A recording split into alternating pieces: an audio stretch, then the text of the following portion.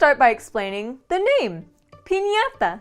While we can't be 100% sure, it most likely comes from the Italian word for pot, which is pignata.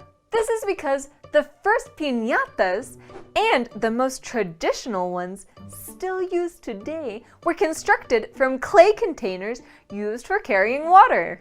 Now, let's explore the story of the piñata, the origin of the piñata. As I mentioned, the piñata was not invented in Latin America, but in China. Yes, it's another thing we owe to the Chinese culture.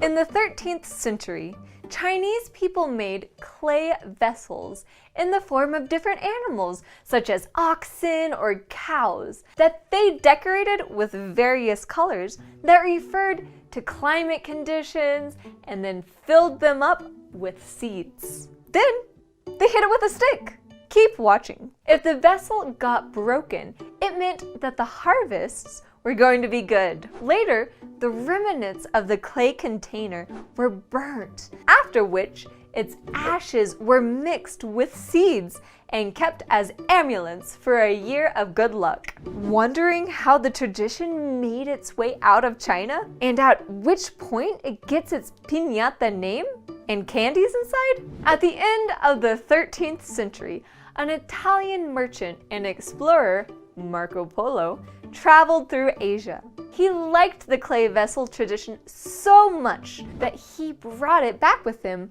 when he returned to Italy. This is when it probably got its Italian name we mentioned at the beginning, pignata, the name that Italians used for the clay pot in the form of pine. From there, the tradition traveled to Spain, where it got associated with the Christian celebration of Lent. From there, you might suspect how it got to America. The arrival in America. During the 16th century, Spanish missionaries settled in America and brought the piñata tradition with them. Interestingly, a similar tradition already existed in Mesoamerica. The Aztecs would break a clay pot decorated with feathers to celebrate the birthday of Huitzilopochtli, the god of war and sun. The pot was broken with a stick, allowing all of the treasures within to spill out at the feet of the god as an offering. On the other side of Mexico, the Mayans had a similar tradition that was more like a game. A person with their eyes covered would try to hit a clay pot suspended by a string.